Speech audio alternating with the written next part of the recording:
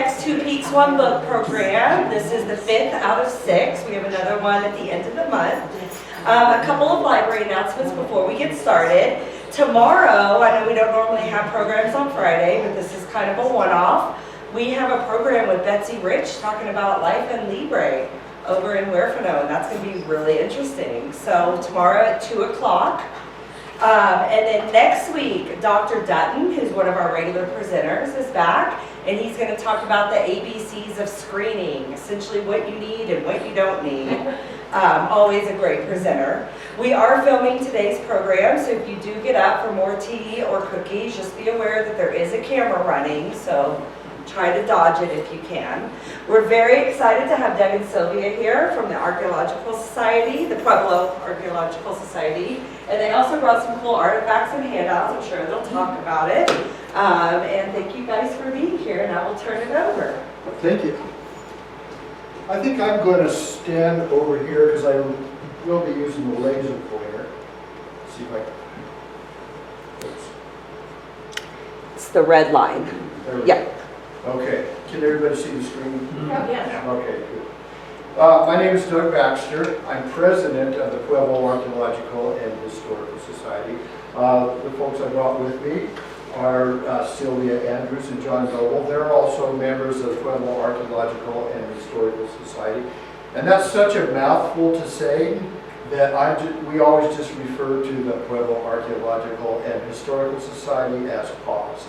So when I say pause, that's what I'm referring to. I'd like to thank the Pueblo, or the Levita Library and Jamie for inviting us, and the Levita community. We always love coming down here. And today I'm going to tell you about a project. It's about a 4-year project that PAWS we didn't participate in. We did it. It was a rock art project survey in southern Colorado, east of south of Los Animas. Took 4 years to complete.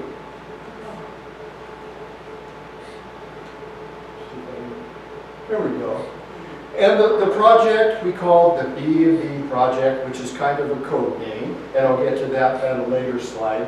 The B&B project is a rock art recording project conducted by PAWS members to record the unique and diverse rock art on the southern Colorado ranch.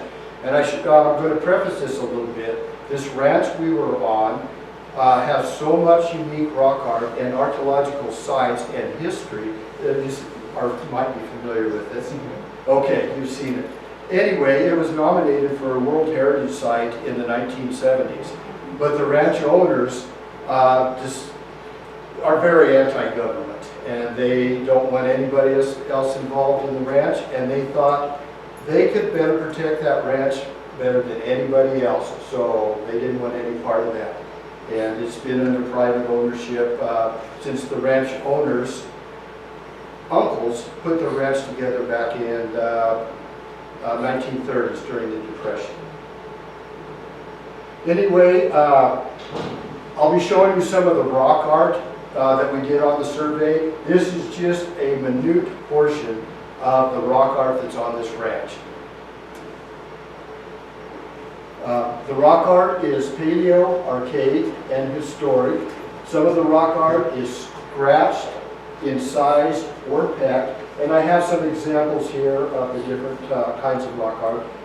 The picture on the right here is pecked. That's, oh crap.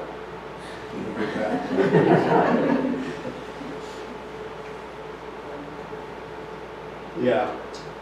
This guy up here on the top right is incised, and this is probably a shaman, and you can see his headdress up here. And this down here is more plains Apachean type of rock art, and it's scratched in, and you can see the horse with the rider on top of it. This survey started about 4 years ago, and it's just now nearing completion with the finalization of the report that will go into OAHP and the state, hopefully next month. And then, as I'll get into later, we'll hopefully start phase 2 at a different rock art site on this ranch.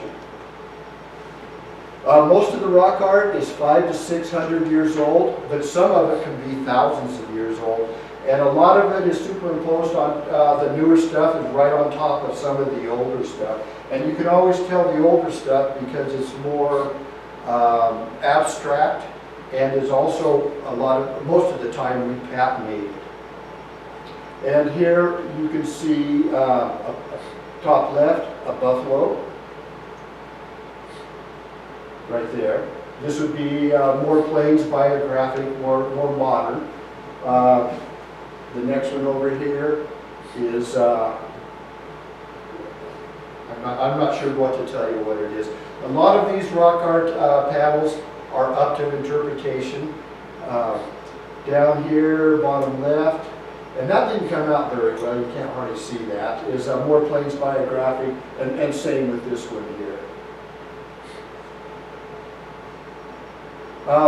Also, I wanted to tell you that the rock art represents writings, and you really can't call it art, it's more communication between the tribes that passed through the area at the times.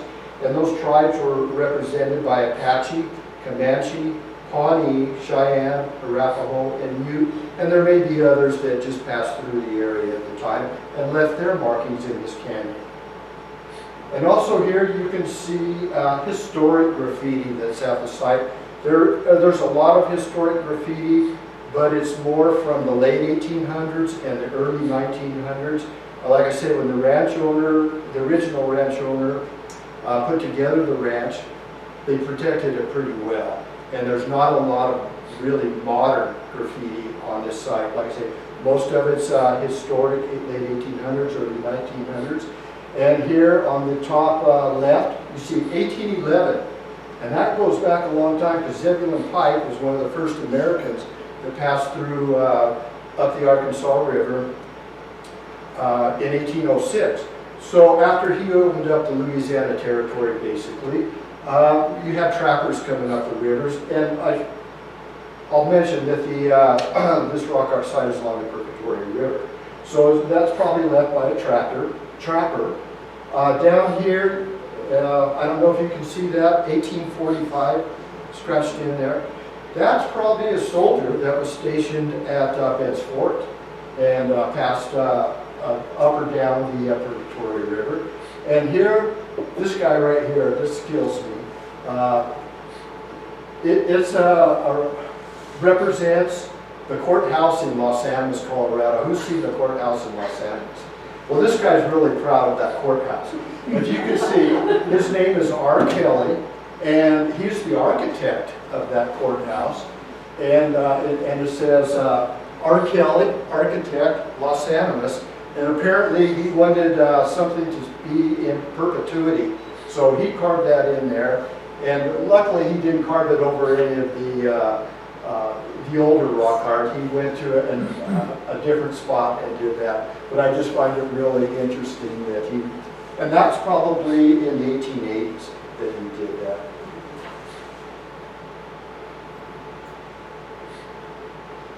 Okay. Where is the B&B Rock Art Project? The project, as I said, is on a ranch in southeast Colorado that sits on 44,000 pristine acres. Location is confidential, and the names of the ranch owners are confidential. That's why we call it the B&B site. The owners of the ranch stopped surveys on their site 4 decades ago, and just recently allowed our group 4 years ago to survey the rock art sites.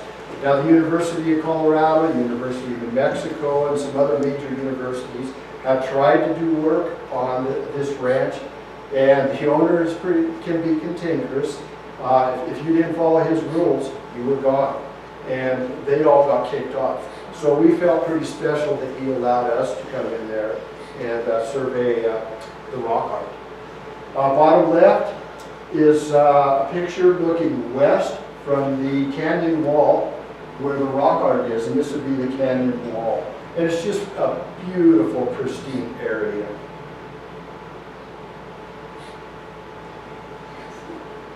Okay, who's participating in the B&B Rock Art Project? Of course, only members of PAWS.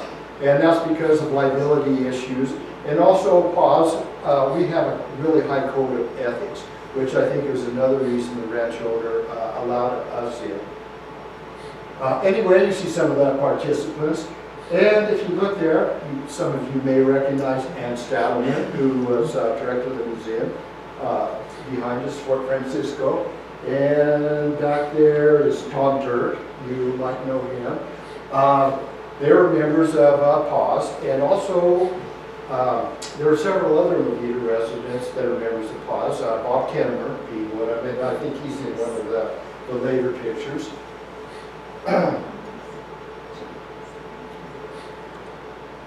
Okay, there are 33 PAWS members working on the B&B Rock Art project.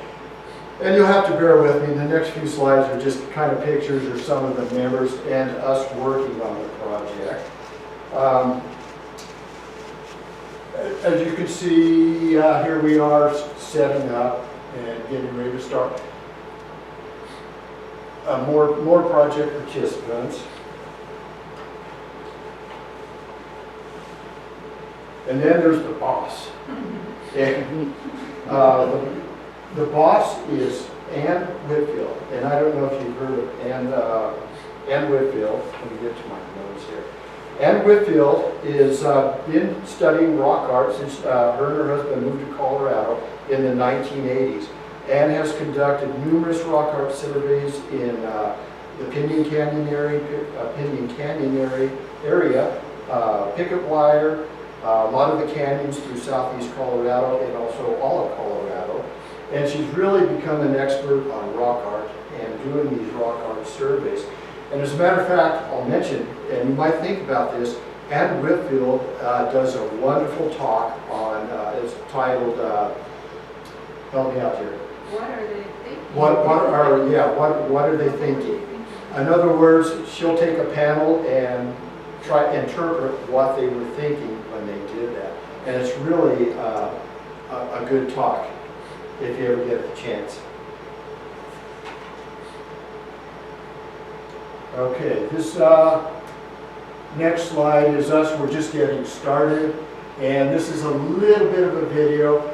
That's the shaman panel, and that's just when you drive up there and you see that. It's just incredible. And here we are getting ready to set up. Over here on the right is our office, and in a later panel, keep that one in mind, because we had a tragedy happen to our office one day, about all our papers and everything out there. But anyway, this is the first day of our project, and there again, you saw Ann Stadelman. And this site that we surveyed is 1/4 of a mile long. So it had to be divided up into 25 different panels. So in these pictures, you can see we've got these poles, and this is where we're dividing all the panels up into themes to better record the rock art. And Ann divided all the participants into teams, and each team was assigned a certain number of panels. And you had to not only photograph the panels, but the panels had to be explained on, I can't remember, the archaeological forums. You had to kind of give an explanation of the panel, what was there, and then do a quick field drawing of what was in the panel, measure the size of the quadrupeds or bipeds or whatever was in that panel. And there's a lot to it. And this slide is just kind of showing everybody at work. Here again, art at work.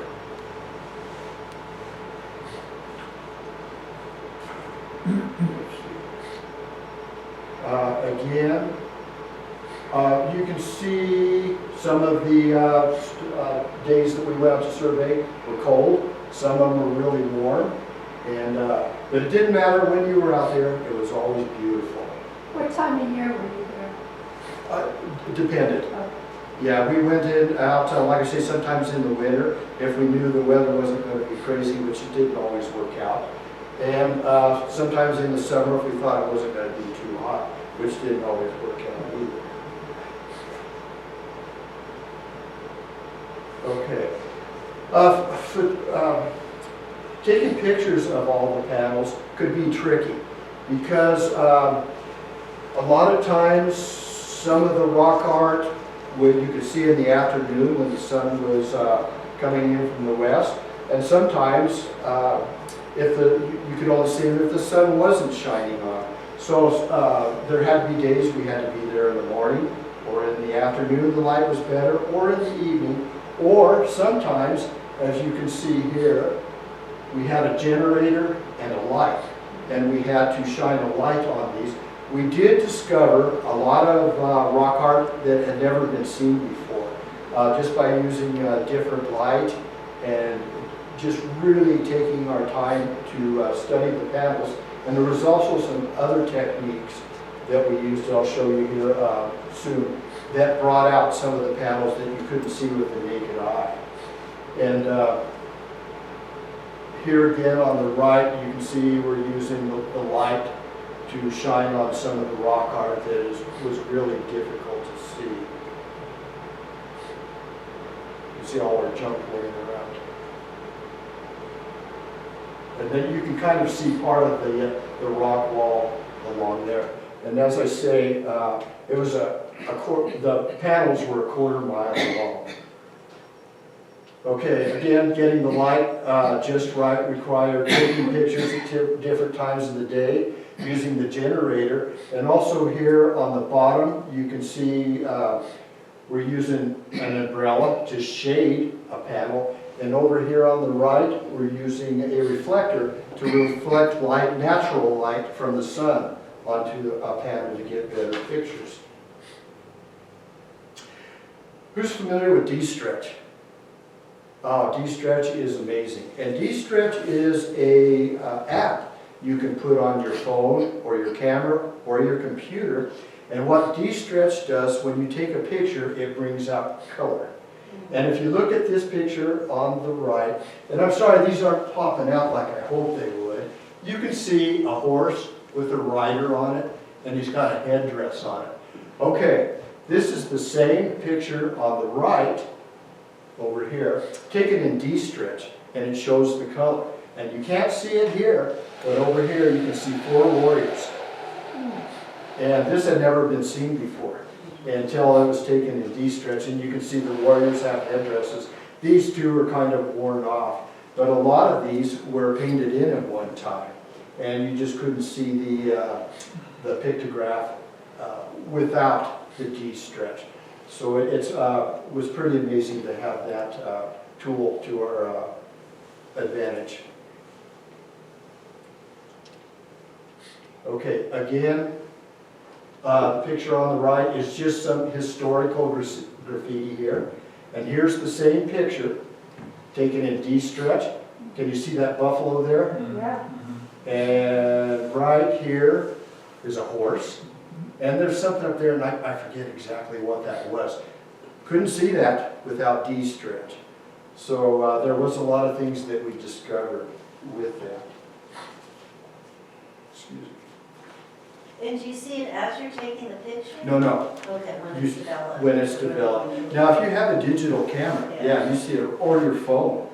And you know, the phones, the cameras on the phones are so good anymore. You can use your phone with D-Stretch on it and get that picture right there. Okay, one more picture of D-Stretch. And this is my favorite panel down there. On the right is the Crybabies, and you've probably seen this, huh? The Crybabies panel down there. Anyway, Crybabies, whoops, I didn't mean to do that. These guys are warriors. And if you look, it looks like they're all crying. That they're, you know, maybe they went to battle, it's sad, but actually they're not crying. At one time, their faces were painted, and those lines going down were painted in, and they're warriors. And now if you look at the right, the same panel from a little bit farther back, right there, you can see the warriors right here. But up on top, you can see these red lines, and you can faintly see them in this picture, but they really pop out right here. Those are guns. And Ann Whitfield interpreted this panel as these warriors probably just won a battle or a fight with another tribe, and she calls this the capture panel. And they captured these guns, and they're bragging that, hey, we won this battle, and we captured 23 guns up here. And also something that nobody had ever seen, and it's right there, and over here you can see it, there's a handprint up there in red that you absolutely cannot see over here in the other picture. And also too, there was something over here, or right here, that popped out, and I'm not quite sure what that is. Over the years, the centuries, the canyon floor has eroded away. So a lot of the rock art is up pretty far, probably was at eye level at one time.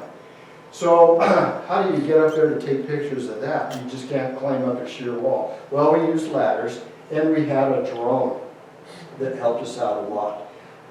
But it was still kind of dangerous, especially with the ladders getting up there to take some of these photos.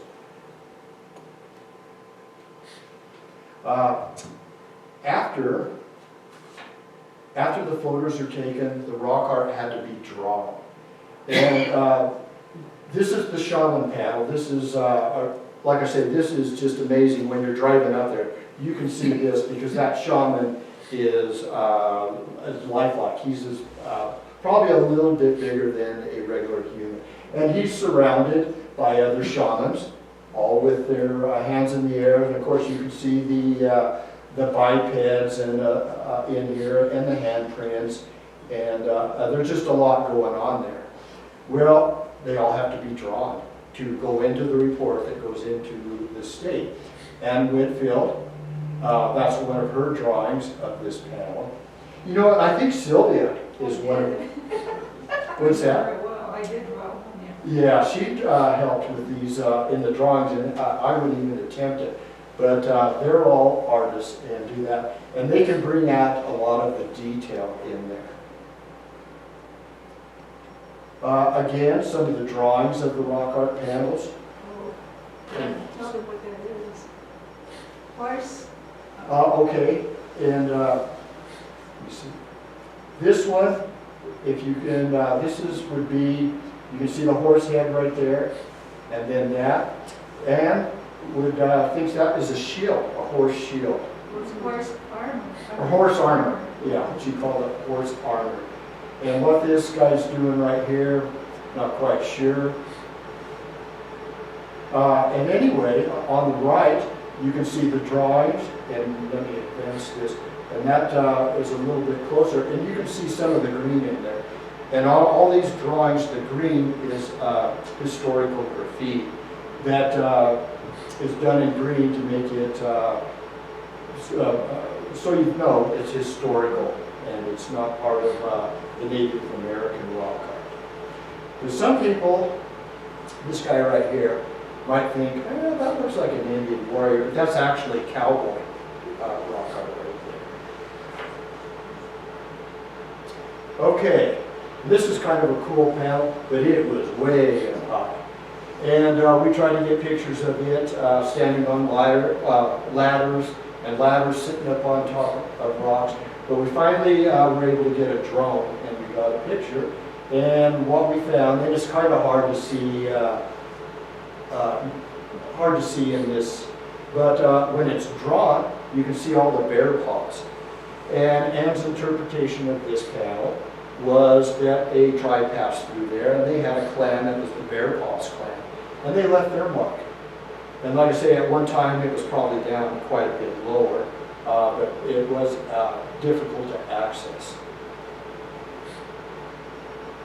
Okay, it's not all work. We did have a lot of fun, and a great group of people. And here we are, just relaxing. This is lunch, and everybody just kind of sitting around, enjoying the beautiful scenery. And like I say, if you're a bird watcher, this is your spot. Antelope, deer, mountain lions, although we didn't see any mountain lions, we did see rattlesnakes. But anyway, another picture at lunchtime, just relaxing, kicking back.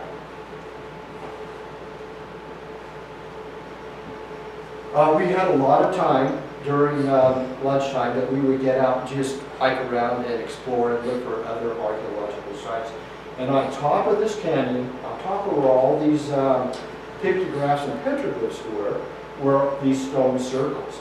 And one day we climbed up there and we discovered all these stone circles. And also a little bit farther up the bluff, there was a couple of old graves covered with rocks up there. And I don't have the slide in here. I wished I did. But if you ever get Anne's talk, there's a slide in there, and it shows a picture of probably a cowboy, because he's got, or maybe a Spanish dragoon, got kind of a weird cowboy, and he's cut completely open, and he has no hands and no feet.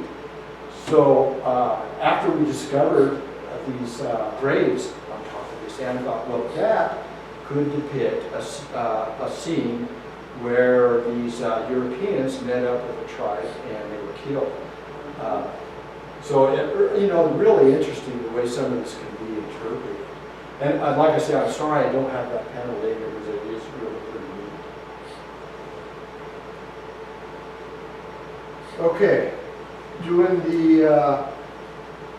the surveys in a lot of adverse conditions. Like I said, it's on the Purgatory River. It's pretty primitive. We had to cross the river, no bridges or anything like that. We're across the river. Seems like there was always a flat tire or some sort of breakdown or something going on. And but that's a short video with the flat tire before they crossed the river. And I said, I had the one slide that showed our office. Well, one day we had a whirlwind that came through there, and it scattered everything everywhere.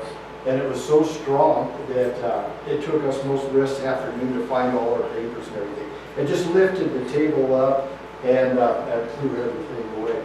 And then going back one day, we ran into a snowstorm, or a windstorm, that we could barely see. You're going down these dirt roads and stuff. And it was pretty incredible.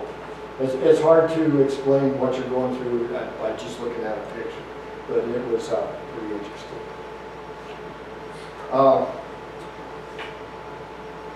That's pretty much encapsulated of the site we were at.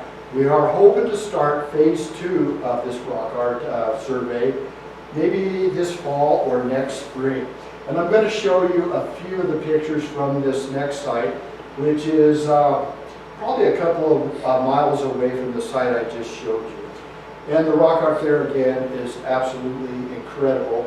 It's a little bit older, and there's more rock art superimposed on other rock art. Anyway, some of the, this is more abstract, so this is probably, I wouldn't even try to date that, but you can see the sun in there and what that represents. Anne's not here to tell you, I don't know. And representing different things. Like I say, the older it is, the more abstract it is.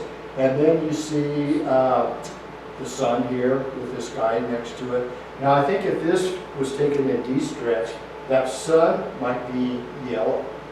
And I just think that's really cool. He's got legs and arms. A pretty cool panel. Also too, and you can see how superimposed the rock art is. That's Plains biographical, probably Apache, Comanche, or one of the more modern tribes. And that's just done on top of a bunch of older rock art, the older abstract rock art. And as you can see in here behind you, there's all kinds of lines and stuff done. You can see this shaman. Look at this headdress, isn't that cool? And then a biped down here, and another guy. And this is a 1/4 mile long, and it's just so concentrated that it's pretty neat. And like I said, I'm hoping we get started on that pretty soon. Also, and that panel is a picture of a bear, and the bear is pretty good size. I don't have a picture in this slideshow, a picture of a person standing to it, but it's life size. It's big. Now, back in 1876, Harper's Magazine sent a reporter out to southern Colorado, and he took this picture of the bear on the right. That's from 1876. And this is from just a couple of years ago. So you can see that out there is somebody has taken chalk and chalked them out, and then written up here says, "Don't deface the bear." And anyway, but it's still there for everybody to see, and it's pretty incredible to see too. And then we have, there's always a jokester in every group, you know, and they send in their pictures, and of course the jokester in this group, he put in a some sort of feline, and thought that it was real funny. And then, that's it.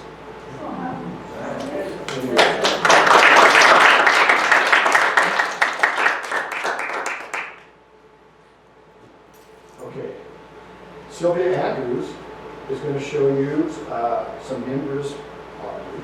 No, it's the. Well, I'll let you South- t- It's the yeah, I'll let ancient you tell. Southwest Kiln Company. You know, I do want to say too, if anybody's interested in phase 2, I have some information up here about our group, PAUSE, what we do, what we're all about. We have a monthly meeting, we have speakers, really excellent speakers. If you came and saw Chris Fisher here at the Levita, or here in Levita a week or so ago, the speakers like that, he's an incredible speaker. We do events, we do surveys, speakers, we do a lot. If you're interested, like I say, we do have a few members here in Levita. You can pick up a brochure, and also we have other education trucks that we have that mostly based for school children, but we do have some for adult groups too. So, and also too, if you want to get our newsletter, feel free to put down your name and your email, and we can get you our newsletter of events we have coming up in the future. Thank you. I have a question. Yes. Do they know why this location was chosen for this? Was along a waterway, number one, and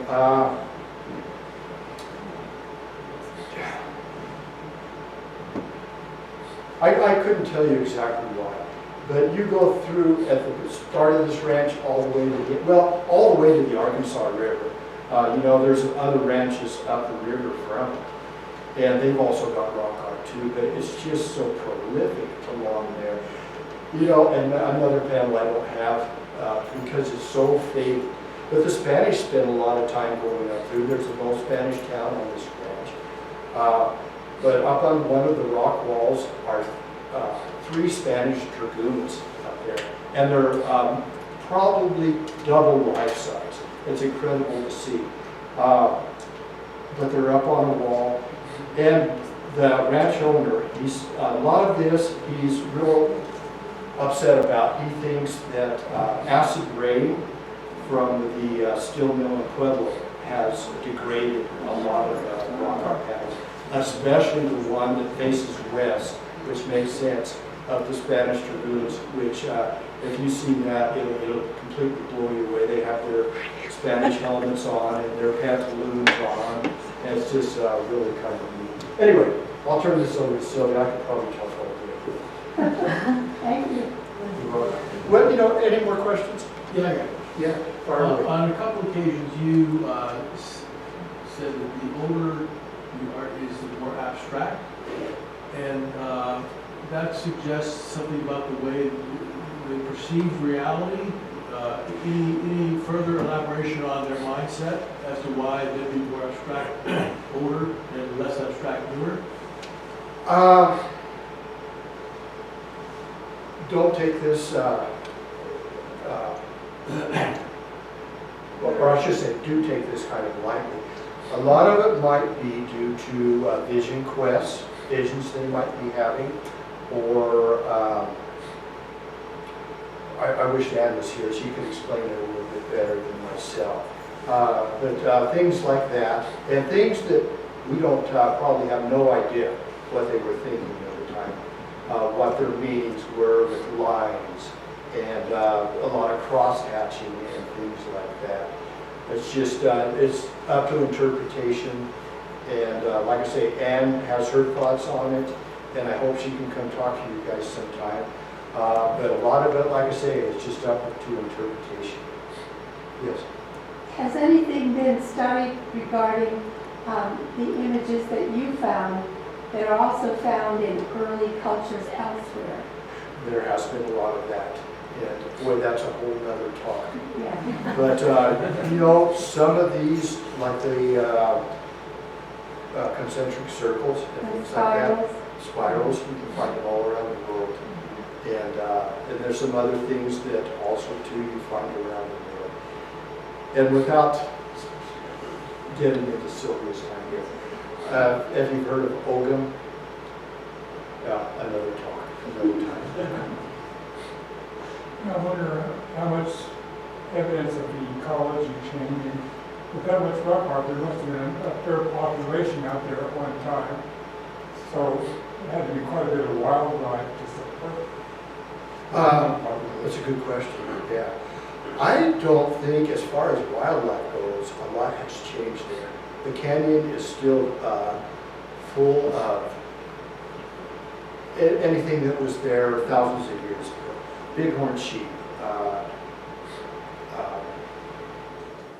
deer, antelope, of course no buffalo, but just about anything you saw a long time ago. Since it's on the plains instead of the mountains, it doesn't get the hunting attraction. Yeah, there was probably more elk. Well, there was elk back then. But one thing I found really interesting was the mountain lions, the mountain lion population.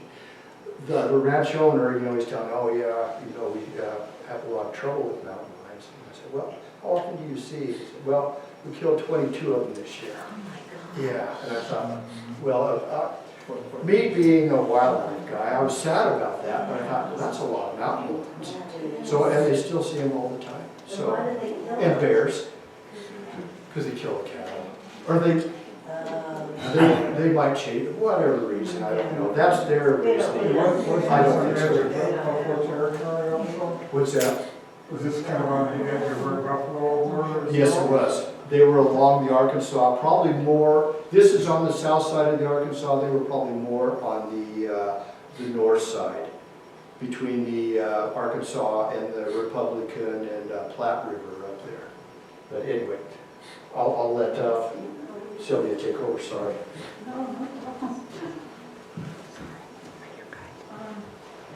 So rock art, most people think that rock art shouldn't be called art, it should be called writing. But most people think that ceramics should be called art, and ceramics are art. I went to I've been a member of PAWS for 8 years, and I have an archaeology degree, and I'm still taking courses from Al Dart at Pueblo in Tucson. So I'm still trying to learn about the Southwest pottery that was here. And so my husband and I are potters, and we wanted to go to this Ancient Southwest Kiln Conference. Has anybody been to it? Oh, well, so it's already over for 25, but it hasn't been scheduled for 26. So if you find this interesting, you can still go to it. Anyway, it was at Crow Canyon Archaeological Center in Cortez, Colorado. We went in 2024, so I'm probably going to have to read my notes. Sorry about that. But anyway, it was a huge crowd of people were there. Like, it's grown so much. There were 90 people there, and they wanted to learn about the pottery traditions of the Mimbres, Cibola, Tusayan, Salado, Pueblo, and Hoboken. So they called this one the Hot Times of Cortez an ancient fire rekindled because they wanted to recall the conferences that were the origins of the Southwest Kiln Conference.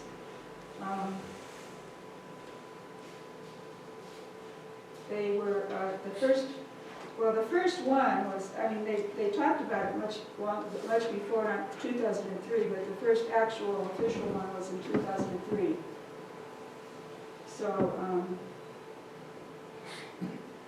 they've been going on for a long time, and replica potters, the people that go to this are called replica potters because they're trying to replicate exactly how the ancient people made their pottery. So they're doing this so that for several reasons, so they can find the pottery, and they can find the old kilns where they were trying to fire the pottery, and they can just learn how, archaeologists can learn how to, you know, to treat pottery sherds when they find it. So this was the original group of archaeologists and potters, which was, I believe, in 1991, before they even started the conference. They got together there at Crow Canyon to talk about having the conference.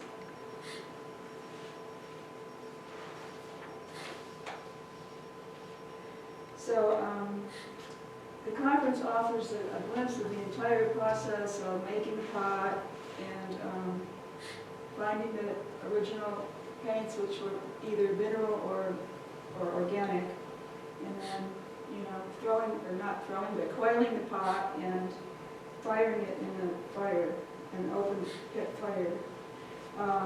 Everybody's welcome. It's free. It's open to the public. And if you've already made your own pot at home, you can bring it there and they'll fire it for you for a measly $20. Oh, cool. Mhm. So Andy Ward, he is pretty well known on the internet. He's like the guru of ancient pottery.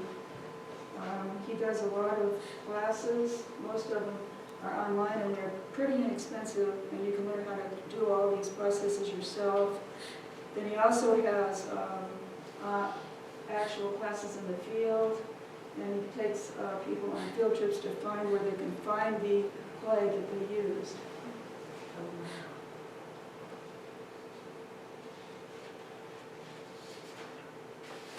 So, if you want to take one of these courses, that's his website, Ancient Pottery. If you look up his name or Ancient Pottery, Ancient Southwest Pottery, you'll probably find him.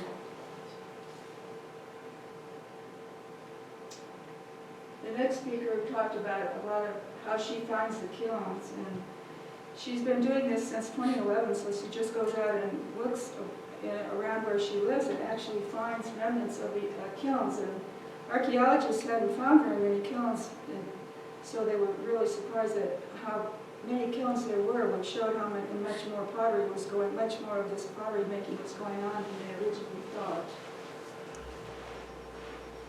So we had the speakers in the morning, and then in the afternoon, it's a 3-day workshop, and in the afternoon we had demonstrations of everybody showing how they used the coil and scrape method, and how they painted with pearls and vegetable and mineral paints. There were people there.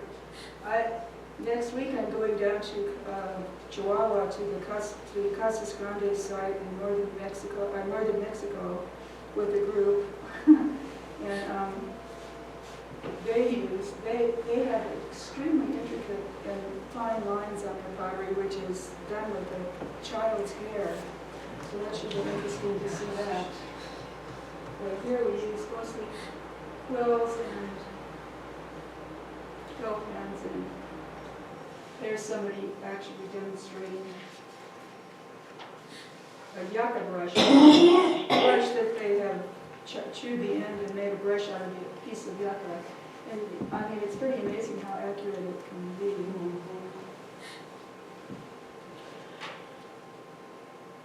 So this is a good time to mention this book, Canvas of Clay. It's about the Pueblo, the Hopi and Pueblo pottery traditions, which most everybody is familiar with because it's still being made on the Pueblos in New Mexico.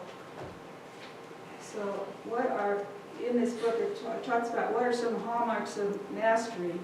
For fine art pieces, the thinness of the vessel's wall is highly admired. Some of the pieces are only 1/4 of an inch thick, almost like porcelain, which is even hard to get when you're throwing a pot. The vessel's surface finish complements the structure. In other words, the painting matches the shape of the pot. The compositions vary from negative backgrounds to intricately interconnected layouts. Density and pureness of color is highly regarded, and finally, the actual firing is considered in evaluating the pottery. The finer and more precise the execution of the painted line work, the higher the recognized quality of the work. So this is a pot that I made when I was there, and they also consider the smoke clouds on the pottery to be part of the art. And so that's a Mimbres pot. The Mimbres pottery, I've done a lot of studying of it because everybody loves it. It's got animals, people, situations, comic scenes, people doing hunting, and it's just so, it just so shows their culture and what they were doing. So that, they did a lot of animals, and that one is a Mimbres rabbit. And then that's a Mimbres bat. And then this is a modern artist working in the Pueblos. That Mimbres Pueblo, or village, is no longer there, but all the modern Pueblos in New Mexico are making things like that, for instance. So here's what we did next. The next day was devoted to the firing, and this was a trench kiln. They also did it right on the surface, where they dug these big long trenches, and then they just gathered the wood from around the area and added the wood to the trench. After carefully placing the wood, then they lit the fire. They didn't have kiln setters like we have, which are computerized, computerized kilns that tell you what the temperature you're firing at is and how long it should be fired for. But everybody just had to stay there actually overnight and watch these fires, tend the fires.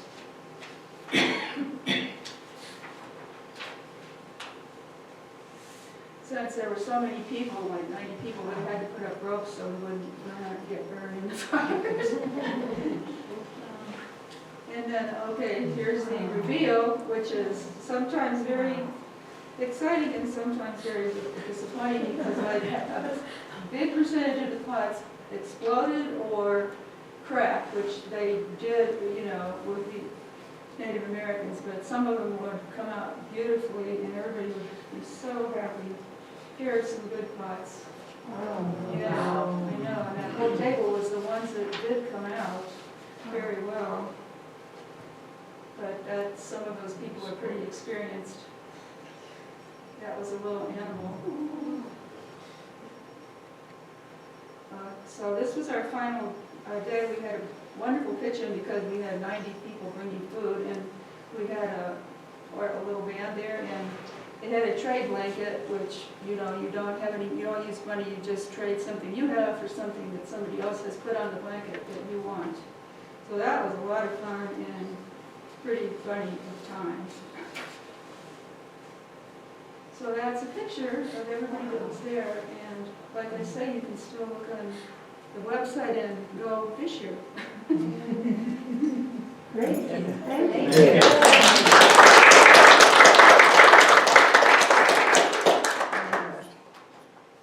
Any questions?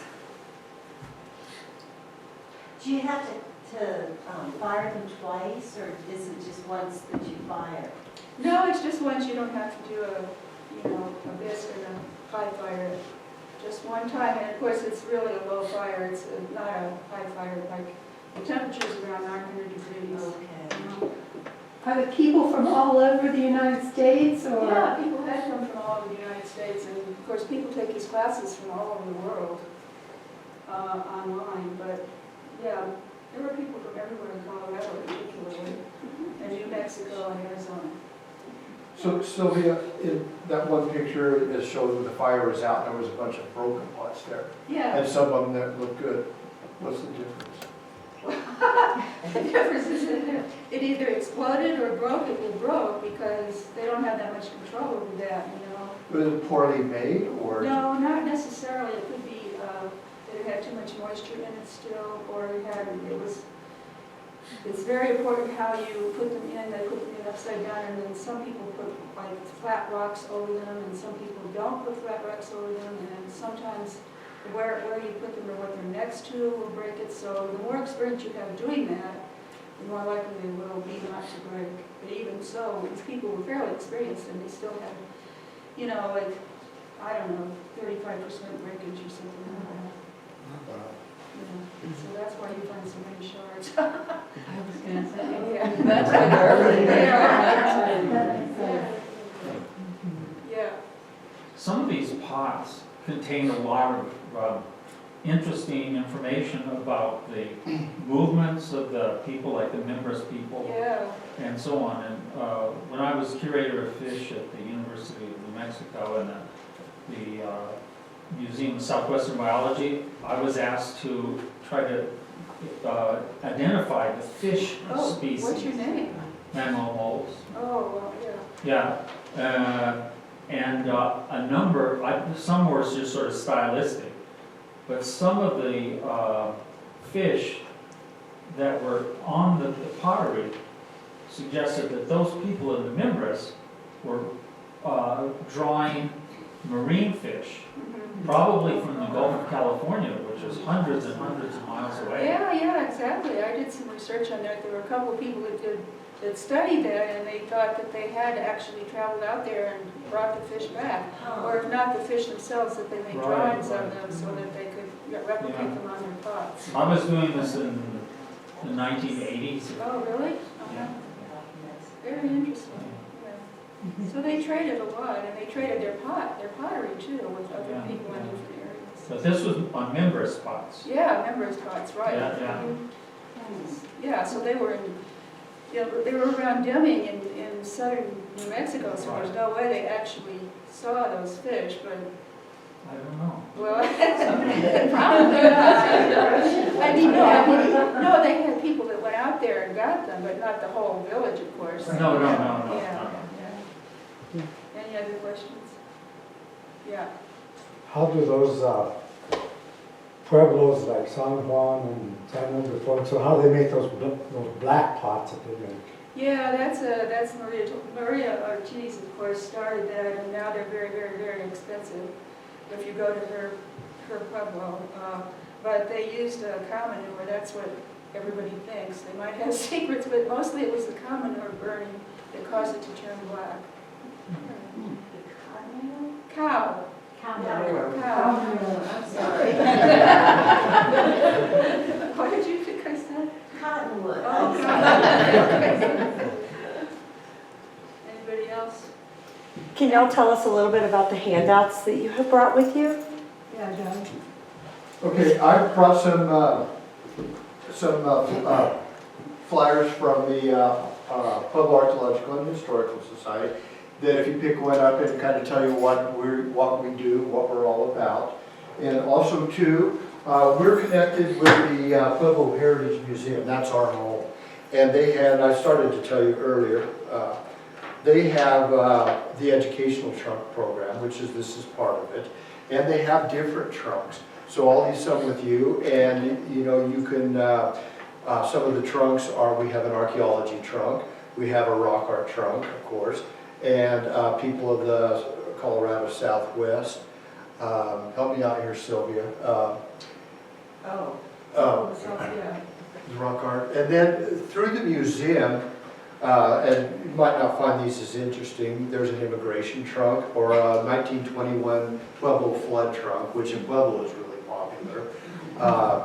And there's also the immigration trunk, Cowboy trunk. the cowboy trunk, and well, anyway, if you Well, want, Scott does let me put my specs on. Yeah. You told them that you do Zebulon Pike and dress up. Oh, yeah. like Pike, and I do it looks this. exactly like Zebulon. My wife and I do the Zebulon Pike trunk, and what we do is, my wife has made uniforms, Captain Zebulon Pike, and she dresses up as Clarissa Pike, his wife, and we go into schools or do adult groups and tell people about Zebulon Pike and his life as a soldier and explorer, and what he was doing in Colorado in 1806 here in the Louisiana Territory. And anyway, some of the other trunks, let's see. Native American trunk. The Great Pueblo Flood Trunk of 1921, Immigration Trunk, Spanish Legacy Trunk, of course the Archaeology Trunk, Cowboys of the West, Zebulon Clarissa Pike, and well, that's all she's got listed on here. They have a couple of others too. So anyway, you're more than welcome to grab a flyer here, or a brochure I mean, And also too, if you want to take one of these, and we have a QR code on here, you can take a picture of that QR code, and it'll take you to our website and our Facebook page, and you can see what we've been up to.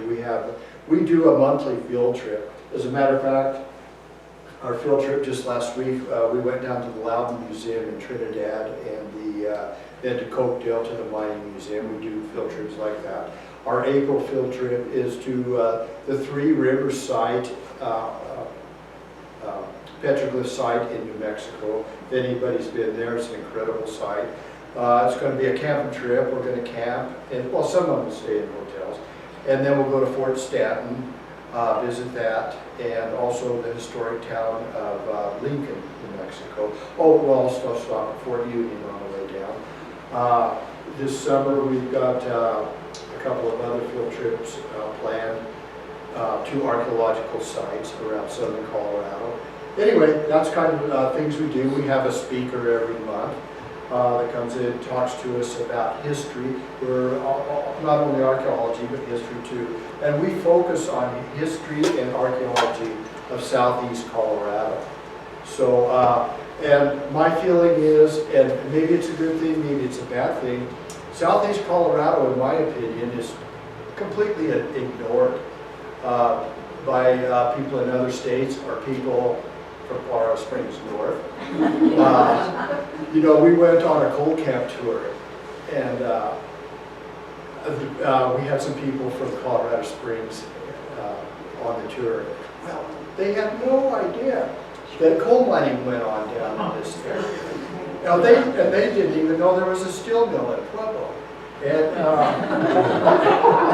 it's incredible, the ignorance. They just think the state of Colorado stops at southern Colorado Springs, and there's really nothing down here to see. And the history in southern Colorado is incredible, and the archaeological sites we have down here. And like I say, the archaeological sites, in my opinion, and maybe it's a good thing, because they're still intact, and you don't have tons of people coming to see them. And consequently, you don't have a lot of vandalism. But you know, we show people, we're a member of the Colorado Archaeological Society. We're a chapter of them. And there's 9 chapters around the state, and we show pictures of some of the rock art and archaeological sites that we see, and they're astounded. You know, they're used to what I don't consider really great sites to look at around Denver and in northern Colorado. There's some good sites, but they're just not as spectacular as what we have in southeast Colorado. And so anyway, I can go on. Anyway, that's what we do, and we explore southeast Colorado, and every once in a while you get people float down from down north, and they can't believe what we have down here, which is, in my opinion, the history and archaeology and everything is just absolutely incredible. Anyway, that's what we do. Thank you. Well, thanks for coming. I appreciate it.